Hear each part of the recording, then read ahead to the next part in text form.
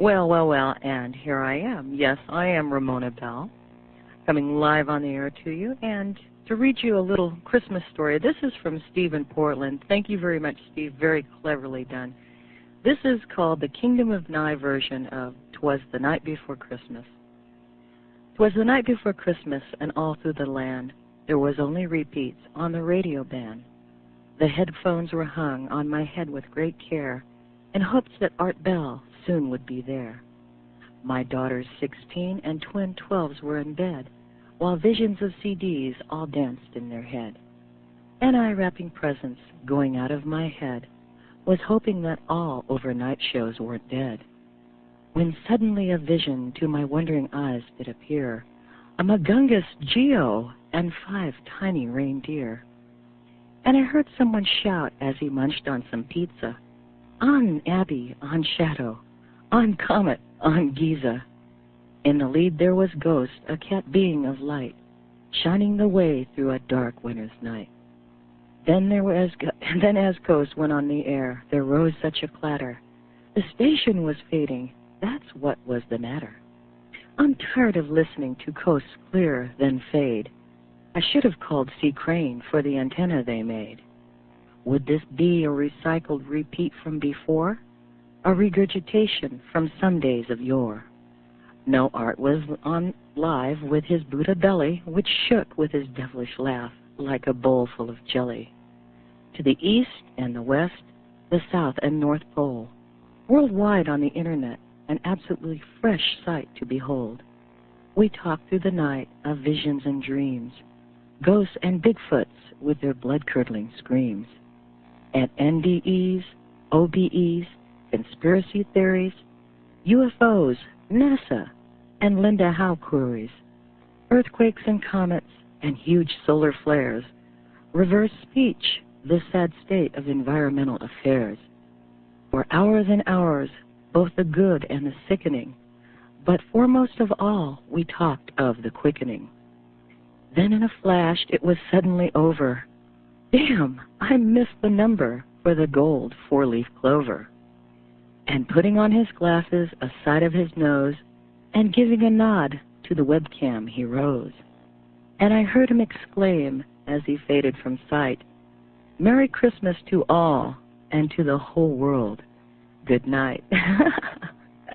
Thank you very much, Steve. As I said, very cleverly done. And yes, the husband has talked me into taking a few phone calls tonight.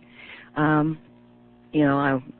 answer whatever question you want to ask, but, please be clean about it. Okay. First-time caller line, you're on the air. Hello? Yes. Turn your radio off, dear. Okay, just a moment. All right.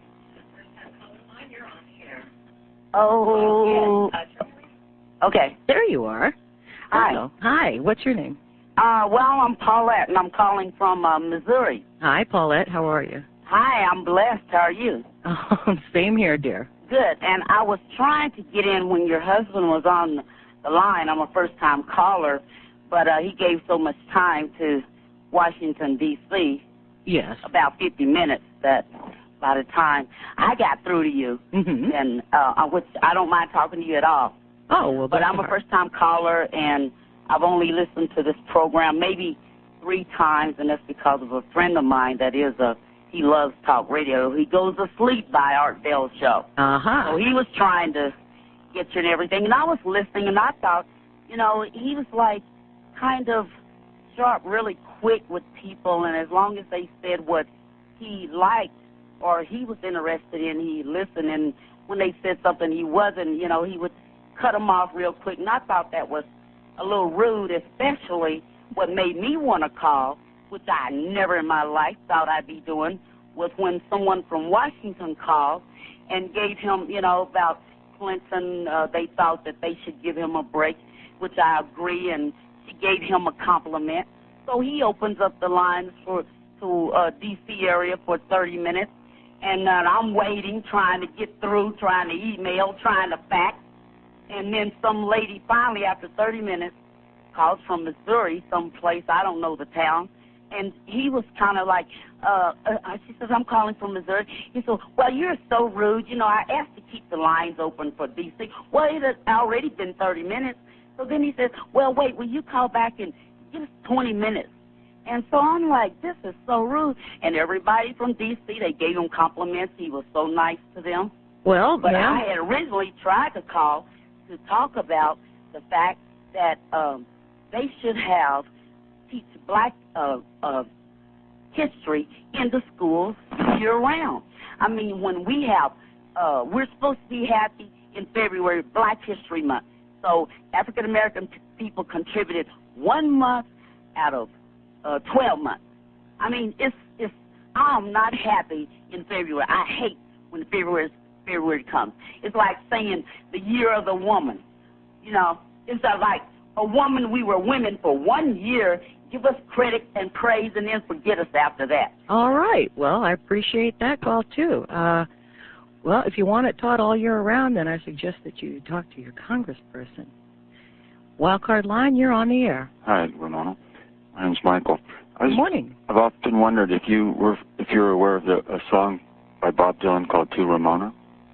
By Bob Dylan? Mm-hmm. It's one of his very early, I think maybe his second or third album, but it's a beautiful song. Oh no, I'm not familiar with it. Maybe I'll try and type out the lyrics and send them to you. I've heard a few songs of Ramona or Mona. This is literally the title is "To Ramona." Oh well. But it's the lyrics. I often looked at them and thought about you when I had reference to you.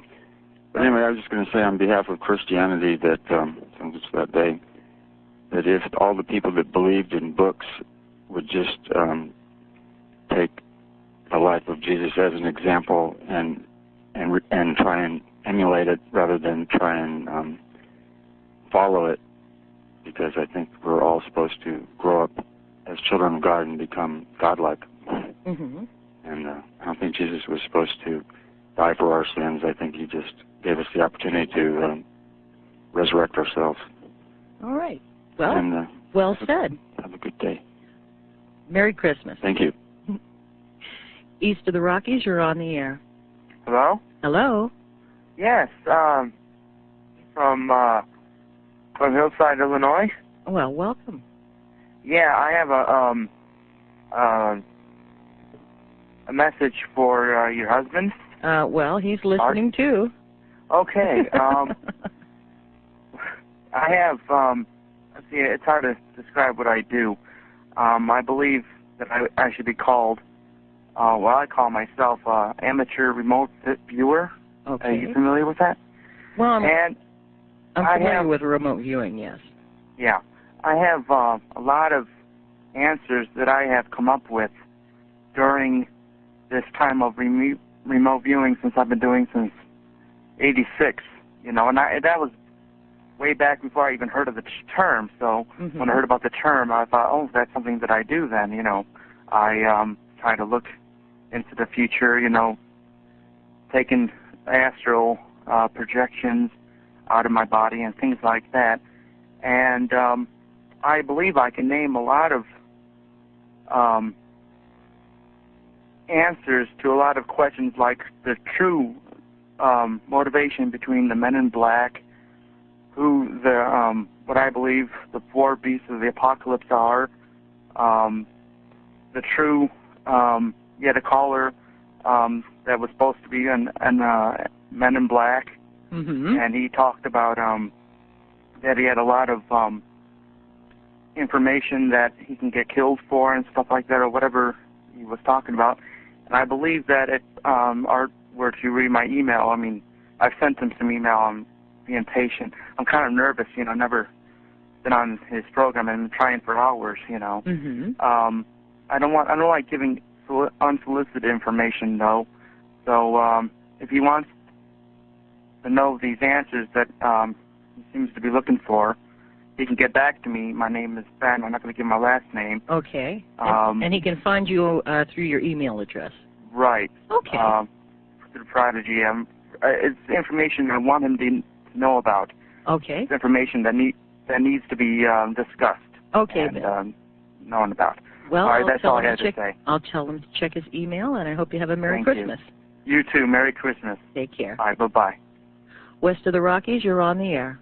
Hi. I was wondering about, Steve, that he was talking about January, about he was going to be some kind of guest. Which Steve are we talking about? The Area 51 caller. Okay. When is he going to be a guest? I would like him to ask about that. Okay. And let's see here. My name's Kay, and I'm from Washington. Let's see. Kind of nervous here. Well, take a deep breath. Okay. Very good. The solar flare. That was kind of interesting about the solar flare. Yes. Major Ed Dames was talking about. Yeah, I remember the show. I stayed up all night to listen to it. What was his other prediction? The second one of the precursor in '98. What was that? The plant pathogen? When he was talking about the first one being December, right, of '97, and he said the second one was going to be during some kind of precursor. Yeah, I believe he said there was going to be some kind of solar activity was in '98. Was it going to be like in March or something like that? Well, he said it was supposed to be a 5-month span between March and March and August, I believe it was. And okay, I'm just wondering, is the Art going to have another Area 51 employee line sometime? I'm sure he will. I'm sure. Because I'm looking forward to it when he makes those lines, because they're very interesting. Okay. Because, well, thank you. You're welcome. Bye. Have a Merry Christmas, Kate. Merry Christmas. Bye. First-time caller line, you're on the air. Yes, Mrs. Bell? Yes. Hi, Merry Christmas. Merry Christmas. You know what? I'm going to be getting told it. I'm just wondering, should I use my real name or make up a name? What do you suggest? Or what do you do? Or what do you think? Well, you can use your first name. How's that? It could be trouble. Okay, well then. I didn't know. My name's Dorothy, and how do you do? How do you do? You know what? You know what I do is I just write directly. When I'm like, since I was in first grade, we always were taught to write, Dear Mr. President, Dear Senator, Dear Mayor Daley, you know, things like that. I'm from Chicago, Hillary Clinton's hometown. Mm-hmm. And I have one small reading it if you want, and then I have a question. I happen to write a small, non-political, little, just short letter, Dear Mr. President. May I do a short reading, or would you prefer not? Well, I would prefer not, because if you can describe it in a very condensed form. Oh, well, I was just saying something like it was a pleasure to be his pen pal, and that I was telling him that I was writing my Reagan memoirs, and I was suggesting that if he thought of funny stories or memories, that he would jot them down so that when the time comes, everybody's ready to do what we need to do. And then that's just a side. That was just something I was doing last night. But my question for you, Mr. and Mrs. Bell, is that as a child, I was very prolific, and I was, called a genius. I was always in the 99 percentile, and I ended up in public accounting and computers, and everything was going very well. But then suddenly, I was very left-brained.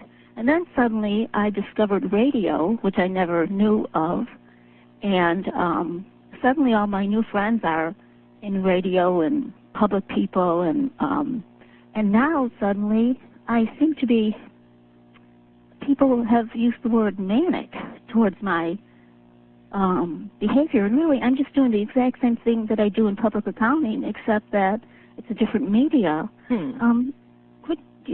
Are you familiar with that word?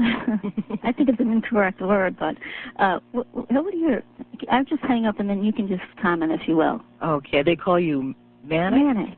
Manic. Okay, well, let's see. Manic.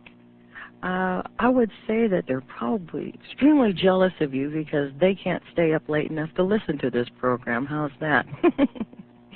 No, you're not manic. Not at all. It's just that... I think you're growing up like a lot of us are when we listen to talk radio. Anyway, it's been a blast. I've really enjoyed this half hour with y'all, and we hope to come back on again sometime. There is a reason why we don't come on very often, and I'll let the husband explain that to you. But for the most part, I've had a blast, and it's been an interesting half hour. Once again, Stephen Portland, thank you very much. It was a really well-done piece of work, the Nye Kingdom version of 'Twas the Night Before Christmas. I'm Ramona Bell, and you're listening to Coast AM.